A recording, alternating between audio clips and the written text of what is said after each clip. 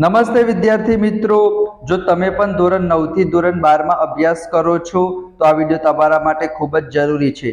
હવે તમારી સ્કૂલમાં પ્રાઇવેટમાં તમે અભ્યાસ કરતા હોય કે પછી ગવર્નમેન્ટમાં, તમને ખબર જ છે કે તમારી પરીક્ષામાં હવે એકમ કસોટી સ્ટાર્ટ થઈ જશે 5 થી 10 દિવસમાં વિદ્યાર્થી મિત્રો। તો એનો અભ્યાસક્રમ શું છે, કેટલા માર્ક્સનું પેપર આવશે, કેવા પ્રશ્નો પૂછાશે, બધી જ માહિતી વિદ્યાર્થી મિત્રો આજના વિડીયોમાં તમને મળી રહેશે।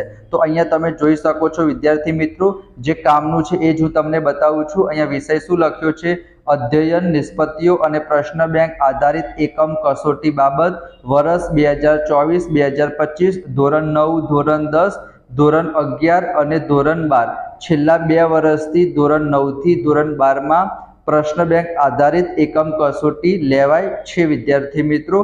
તો એની માહિતી તમને મળી રહેશે બરાબર। અહીંયા તમે વેબસાઇટ પણ જોઈ શકો છો gseb.org। એમાં જે કંઈ પણ શાળા હોય એનો ઇન્ડેક્સ નંબર અને પાસવર્ડ લોગિન કરીને તમે ડાઉનલોડ કરી શકો છો વિદ્યાર્થી મિત્રો। તમારી પાસે ઇન્ડેક્સ નંબર તો હશે પણ પાસવર્ડ નહીં હોય તો કંઈ જ વાંધો નહીં વિદ્યાર્થી મિત્રો, હું તમને પ્રશ્ન બેંક એની PDF પણ મોકલી દઈશ અને એનું સોલ્યુશન પણ કરાવવાનો છું વિદ્યાર્થી મિત્રો। તો એના માટે તમારે શું કરવાનું છે, વિડીયોને લાઇક કરી દેજો અને ચેનલને સબસ્ક્રાઇબ કરી દેજો વિદ્યાર્થી મિત્રો। હમણાં જ ચેનલને સબસ્ક્રાઇબ કરો। જેટલા પણ વિષય છે વિદ્યાર્થી મિત્રો ધોરણ 9 ની અંદર, ધોરણ 10 ની અંદર બધા જ વિષયની પ્રશ્ન બેંકના મોસ્ટ ઇમ્પોર્ટન્ટ ક્વેશ્ચન અને આખી પ્રશ્ન બેંક હું તમને સોલ્વ કરાવીશ, એની PDF પણ હું તમને આપીશ વિદ્યાર્થી મિત્રો। તો તમારા ખૂબ જ સરસ માર્ક્સ આવી જશે બરાબર। તો એના માટે તમે શું કરેલું હોવું જોઈએ, ચેનલને સબસ્ક્રાઇબ કરેલી હોવી જોઈએ। તો હમણાં જ વિદ્યાર્થી મિત્રો ચેનલને સબસ્ક્રાઇબ કરી દેજો। આપણે આગળ જઈએ વિદ્યાર્થી મિત્રો, તો તમે જોઈ શકો છો કે તમારું પેપર 25 માર્ક્સનું આવશે બરાબર। જે પણ તમારું પેપર હશે કેટલા માર્ક્સનું આવશે, 25 માર્ક્સનું આવશે। અહીંયા જોઈ શકો છો શૈક્ષણિક વર્ષ 2024-25 નું પ્રશ્ન બેંક આધારિત એકમ કસોટીનું વાર્ષિક કેલેન્ડર ધોરણ 9 અને 10 તમે જોઈ શકો છો। તમારો અભ્યાસક્રમ વિદ્યાર્થી મિત્રો 15 જુલાઈ સુધીનો આવશે।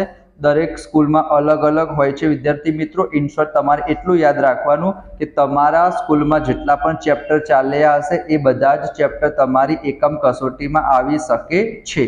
તમારી સ્કૂલમાં જેટલું ચાલ્યું હશે બધું જ તમારે કરી દેવાનું બરાબર। તમને લાગતું હોય કે સર આ ચેપ્ટર મને નથી ફાવતું, સ્કૂલમાં ચાલ્યું છે, તો એના માટે તમે મને કોમેન્ટમાં જણાવજો કે સર 9મા ધોરણમાં વિજ્ઞાનમાં 3જું ચેપ્ટર મને નથી આવડતું, ધોરણ 10માં અંગ્રેજીમાં મને આ નથી ફાવતું, ગ્રામરનો આ ટોપિક નથી ફાવતો।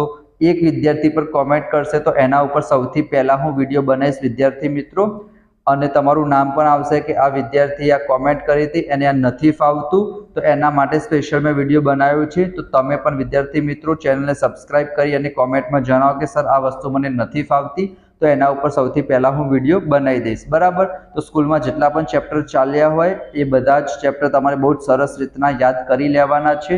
તમારું પેપર ક્યારે આવશે, તો 25 તારીખે તમે જોઈ શકો છો 9 થી 12માં 25 તારીખે 9 અને 10 ની અંદર ગુજરાતી અને વિજ્ઞાનનું પેપર છે।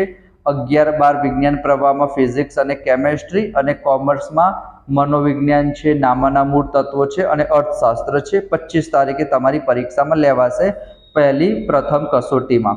એના પછી જે બીજું પેપર આવશે એ 29 તારીખની આસપાસ હશે।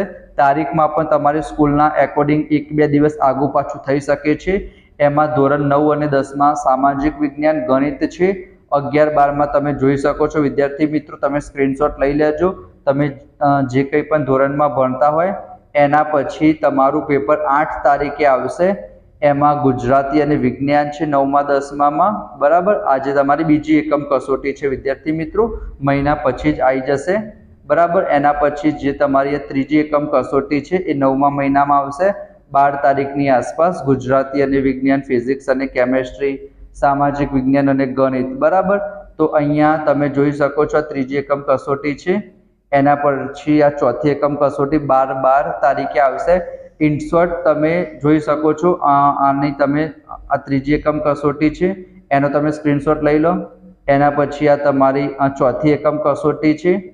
એના પછી આ તમારી બીજી એકમ કસોટી અને આ તમારી પ્રથમ એકમ કસોટી બરાબર। 7મા મહિનામાં આવશે, 8મા મહિનામાં આવશે, 9મા મહિનામાં આવશે।